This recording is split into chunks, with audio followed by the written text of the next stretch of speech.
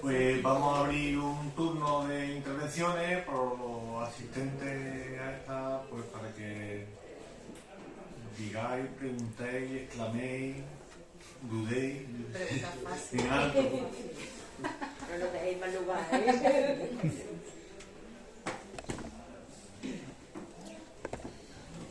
¿eh? A ver, Caterina, tú nos has hablado como si nosotras viniéramos aquí a aprender algo que luego tenemos que enseñar fuera. Pero tú normalmente eso no lo haces así, tú vas a trabajar, es decir, tú de repente has visto así y has dicho, aquí, ¿no? Aquí hay nivel. Claro, tú has dicho, esta gente no le voy yo a decir ahora como no sé qué, sino cómo habría que hacer las cosas, ¿no? A partir de un determinado momento. Pero esa es también una de las cosas que pasan con las mujeres mayores.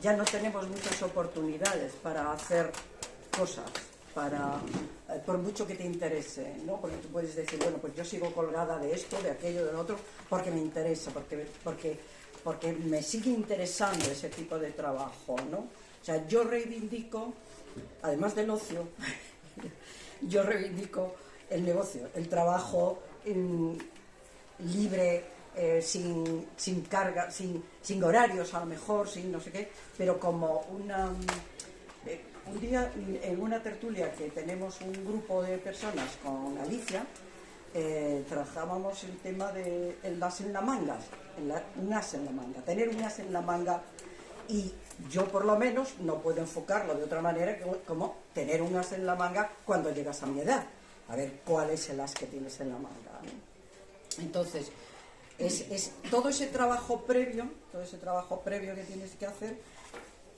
que llega un momento en que dices, y ahora todo esto que me he aprendido, todo esto, ¿para qué sirve? ¿A quién se lo cuento? Es decir, yo ahí veo que muchas veces nos reunimos y nos lo contamos entre nosotras porque no tenemos a quien contárselo. Y eso sí que también me parece un tema importante cuando te haces mayor, cuando ya eres mayor. Porque una cosa es hacerse mayor y otra cosa es ser mayor. Yo soy mayor. De hecho, mira, a raíz de lo que me acabas de comentar, nosotras tenemos a lo largo de los años muchos testimonios de mujeres absolutamente anónimas, que de esto que te vas con la reflexión y llegas a casa y en tu cuadernito de cosas personales digo, yo esto lo voy a apuntar que en algún momento me va a servir, y luego lo compartes con otro grupo de mujeres y te agradecen el consejo cuando tú lo que has hecho es ponérselo a otra mujer y tal, ¿no?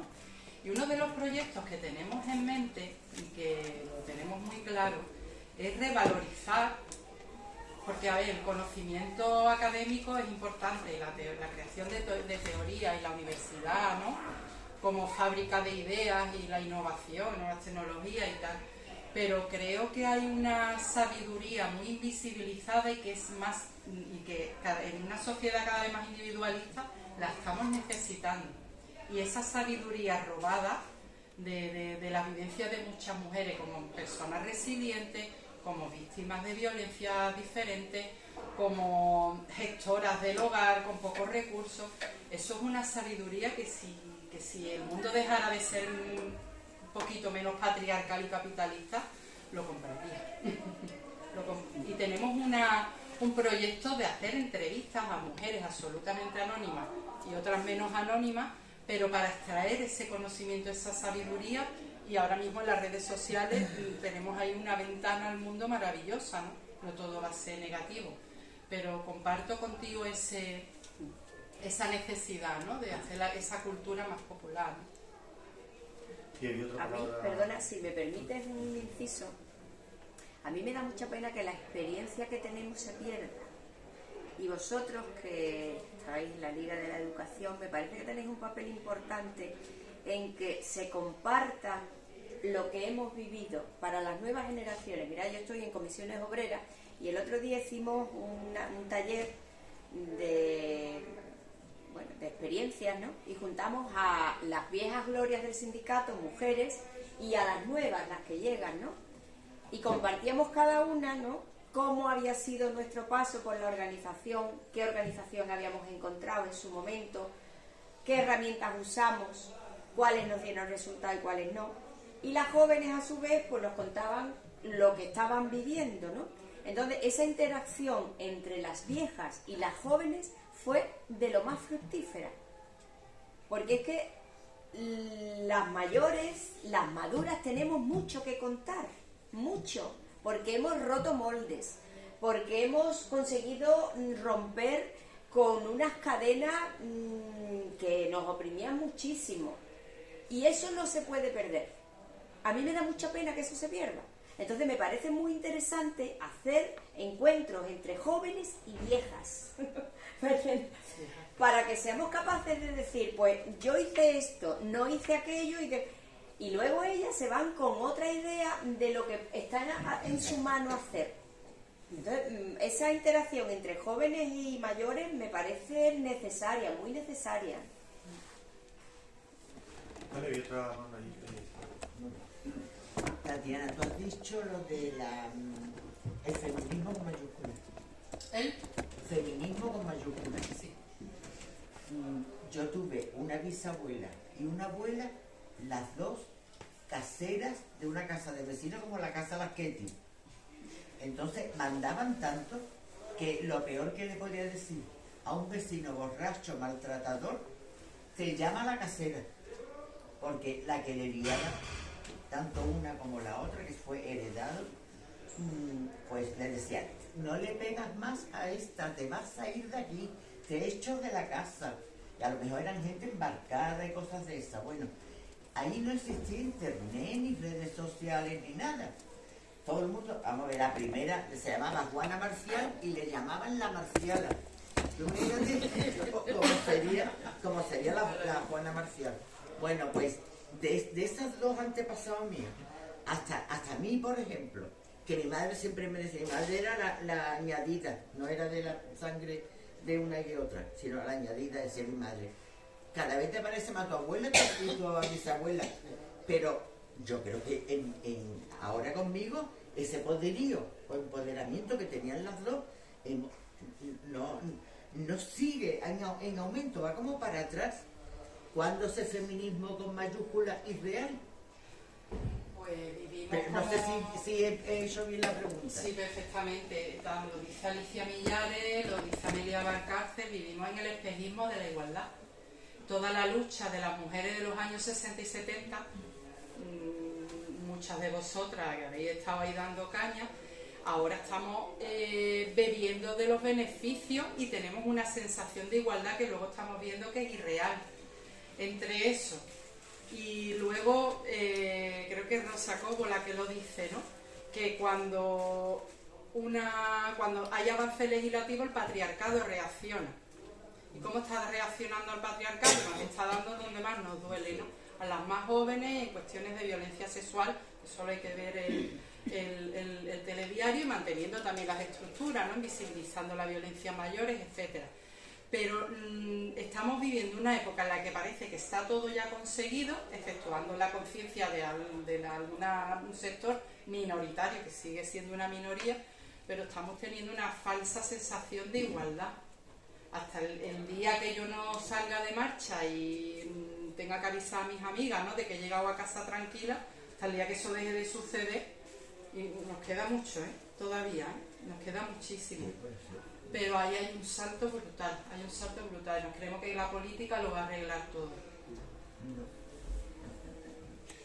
Yo creo que la otra mitad que es el hombre, ¿no?, para llegar a la igualdad y que nos reconozcan, ¿no?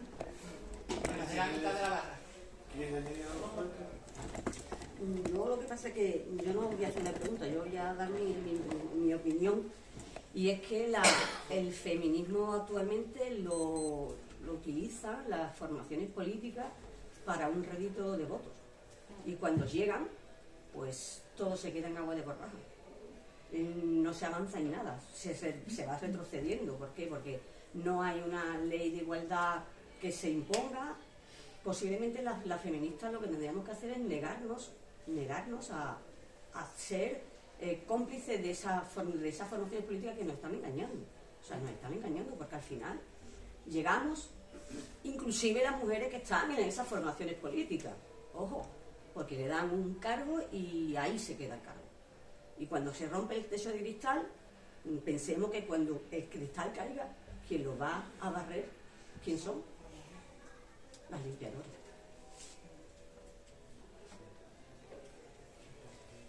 Bueno, yo es que creo que voy a intentar no ser muy pesimista, ¿vale? Porque de verdad que es que a veces ves lo que te rodea y dices tantos años luchando y peleando y bueno, que me gustaría porque ya tengo una edad, ver unos avances y eso que soy una privilegiada, porque estamos hablando de la violencia a las mujeres mayores y yo me puedo sentir, bueno, pues tengo una jubilación estupenda, o sea, económicamente no tengo problemas de que me controlen, porque una de las cosas que yo cuando hablo con Ana, que sabéis las que me conocéis, que es muy amiga mía, Ana Freixa, toda su investigación, ella se indigna porque dice, es que resulta que los hijos y las hijas le secuestran las pensiones para decidir, mira, es que tú no tienes capacidad de decidir, es mejor que nosotros te lo gestionemos y te pasamos un dinero. O sea, eso en todas las mujeres que ella ha investigado y ha trabajado y ha hablado, no es una anécdota. O sea, ella se indigna porque dice, pero ¿hasta cuándo? O sea, ya ni siquiera nos van a dejar tener nuestro propio espacio, nuestra propia gestión económica. Esa sensación que tiene un proteccionista porque no servimos, porque en el fondo no servimos, ¿no? Entonces yo creo que, como yo me siento muy privilegiada por mi situación económica, pero sí que es verdad que veo que el patriarcado, pero es que va vinculado a un sistema económico de lo más injusto que es este neocapitalismo, este neoliberalismo feroz que tenemos. O sea, es que es una sociedad que yo de verdad, probablemente yo no lo voy a ver, pero yo la única esperanza que tengo es que esto va a explotar, porque esto no es mantenible. Claro, yo no lo voy a ver, porque para eso tendría que explotar, bueno, no sé cuántos años me quedarán de vida, pero no creo que lleguen tantos, ¿no? Entonces es verdad que es que esto nos van dando muchas migajas. Tú has puesto ahí la metáfora de la barra de pan, pero nos van dando migajas porque efectivamente el espejismo de la igualdad. O sea que es que hay que distinguir entre poder sustantivo y el poder verbo, y entonces pues ahí estamos. Hay que aplicar mucha inteligencia emocional, ¿eh? Porque si nos fijamos, eso es como cuando eres consciente, cuando sabes lo que es el feminismo y te sientes feminista y empiezas a trabajar el feminismo, tienes ganas de salir con un lanzallamas a la calle. O con un cuchillo, o con un tapete. Mira, con tapete. Hay una fase, no esto es como los duelos, hay una fase en la que estás aprendiendo, luego estás muy cabreada, luego encajas y luego seleccionas la lucha, ¿no? Si yo tuviera aquí a Bertín Osborne, evidentemente no me iba a perder un minuto de mi tiempo en explicarle nada. Pero sí también esa inteligencia emocional de la que culturalmente las mujeres nos han enseñado a trabajar en mayor medida, aunque esté la cosa chunga, hay que elegir bien las batallas y dentro de todo lo que pueda me lo voy a pasar muy bien en esta vida. Vamos, tú tienes una cara de disfrutona que no puedes con ella, pero que igual me equivoco, pero también haciendo ruido y pasándomelo bien. Claro. También estoy haciendo pupa al patriarcado, ¿no? Que nos pasa a la chirigotera cuando estamos ocupando determinados espacios aquí y tú, pues lo estamos haciendo bien, cuando incomodamos lo hacemos bien. Y entre todo el mundo yo creo que avanzamos. Yo sigo optimista. Sí, yo era apuntes privilegiada porque te lo has currado. En los políticos, ¿y cuántos se están declarando ahora antifeministas?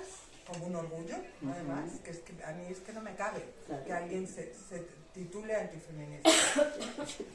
Creo que hablamos poco las personas mayores, que tenemos que contar mucho de la revolución política, sexual, de reírnos, de seguir hablando de sexo, que parece que las mujeres mayores no tenemos sexo. Y deberían de repartir el Satisfyer en las residencias. Deberían de hablar de otra forma en los médicos. ¿Qué es esto de la menopausia? Transición a otra etapa. A mí una médico joven de 30 y tantos años me dijo hace 4 o 5 años, y era la salud, no era la seguridad social, que miles de mujeres lo sufrían en silencio, el problema que yo le iba a plantear. Yo ya me iba, y agarrada a la puerta le dije, mire, no me iba a poner feminista, pero sí. Y me volví y le dije, ¿y esto que les pasa a los tíos tiene solución? Y, bueno, vale, mire, busque esto en internet, le voy a dar un teléfono. Entonces, que tenemos que hablar y contarnos las cosas que nos pasan por ser mayores y todo lo que hemos hecho para llegar hasta aquí. Y seguimos luchando por lo mismo, pero seguimos, ¿no?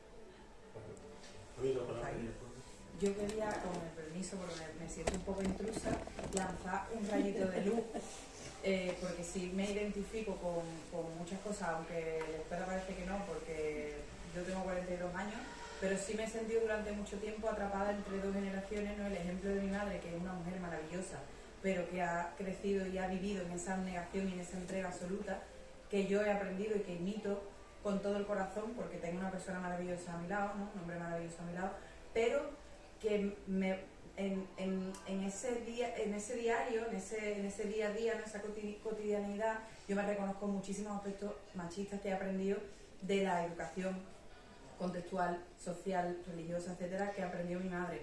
Entonces, en todo esto que yo os escucho, que se me eriza la piel, porque he escuchado muy pocas veces a personas, a mujeres mayores hablar como ustedes están hablando, y de verdad que se lo agradezco, no quiero llorar.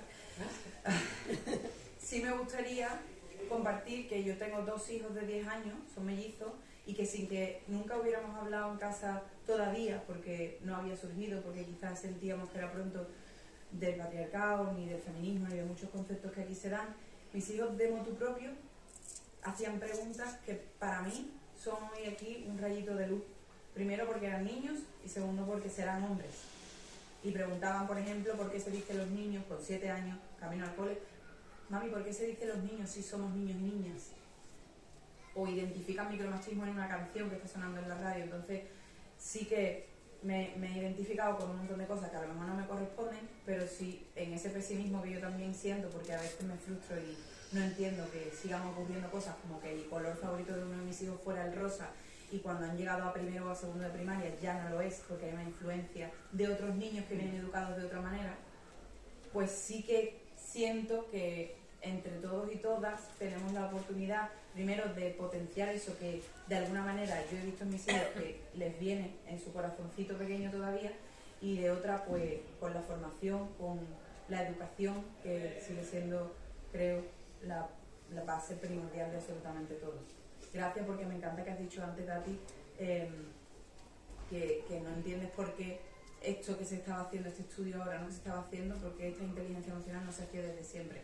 No hace mucho lo propuse en una entrevista, en un artículo, y cada vez lo escucho más y me encanta, porque al final salimos de clase, y perdón que me vaya un poco, salimos del colegio sabiéndonos las vidas y las obras de un montón de gente, pero no tenemos ni idea de quiénes somos, y estaría bastante bien potenciar esa inteligencia emocional.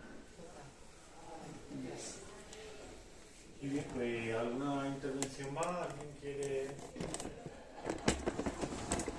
Voy a ser breve.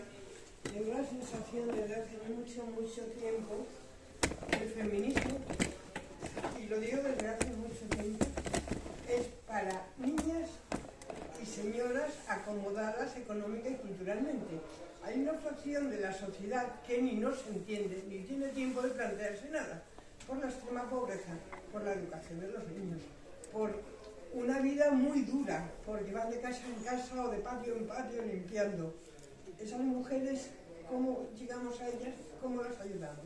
Y os digo de verdad que muchos de los términos y de palabras que usamos aquí con toda la naturalidad, a ellas les es ajena. De hecho, es un reto, ¿no?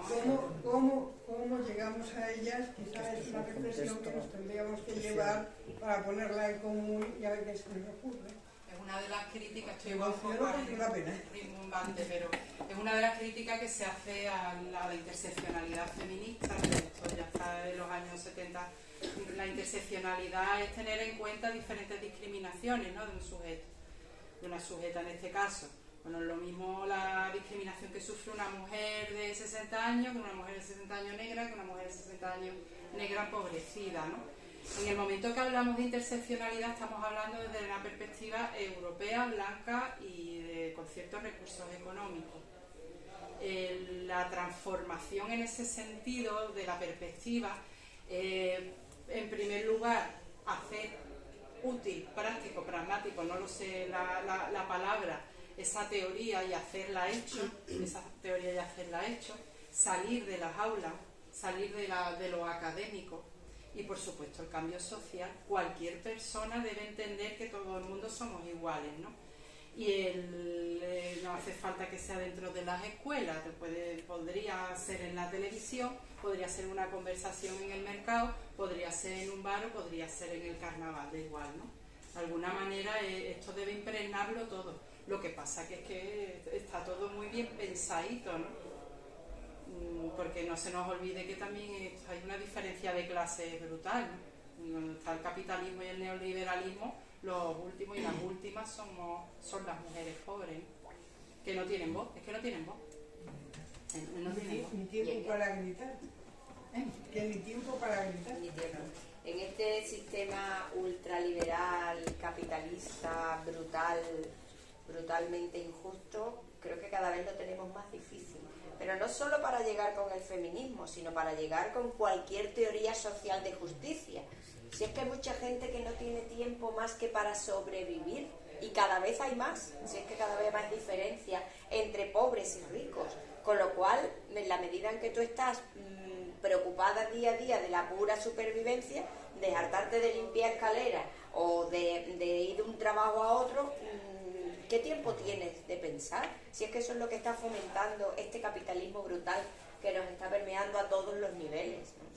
Es una ofensiva ultraliberal tremenda, tremenda. Entonces, la reacción es una reacción machista, pero también es una reacción de injusticia social, de cada vez más diferencia económica. ¿Y eso qué freno tiene?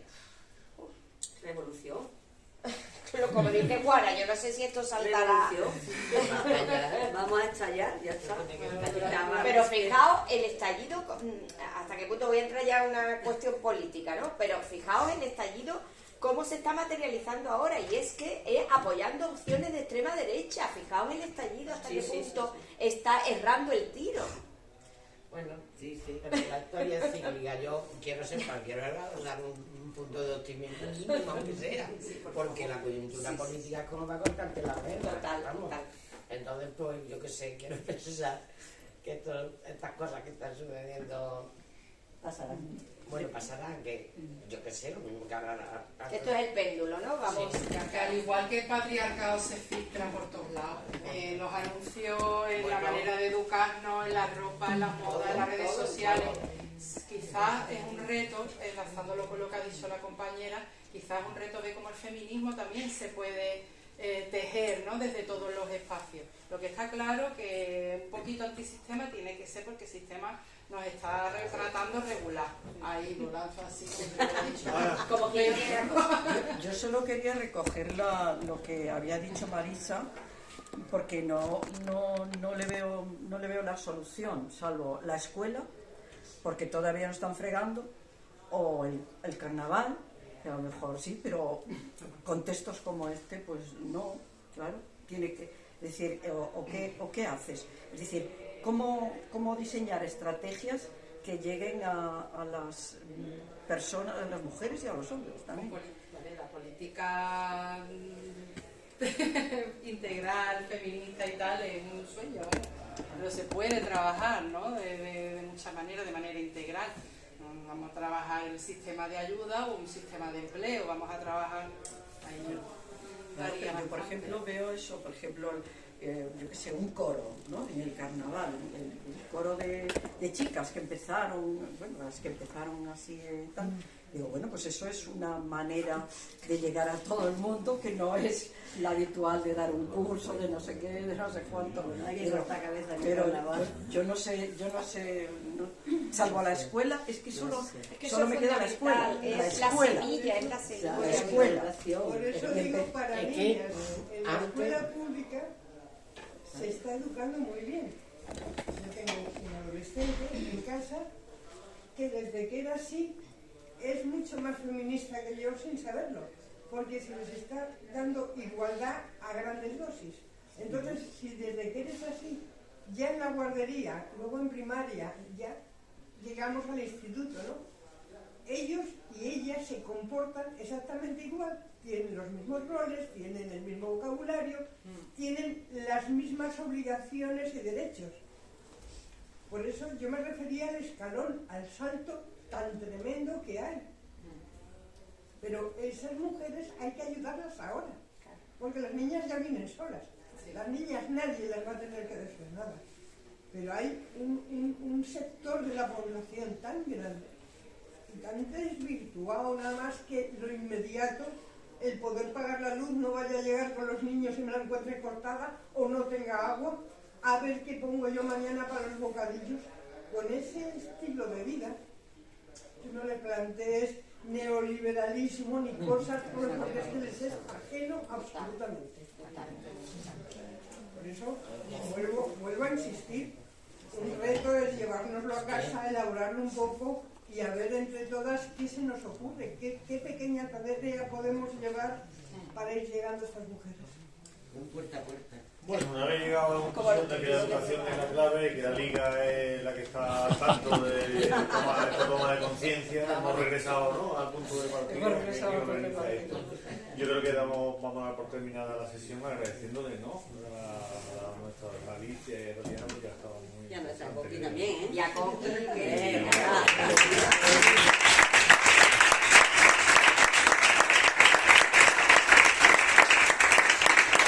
Y gracias a todos vosotros por estar aquí, a todas vosotras. Gracias.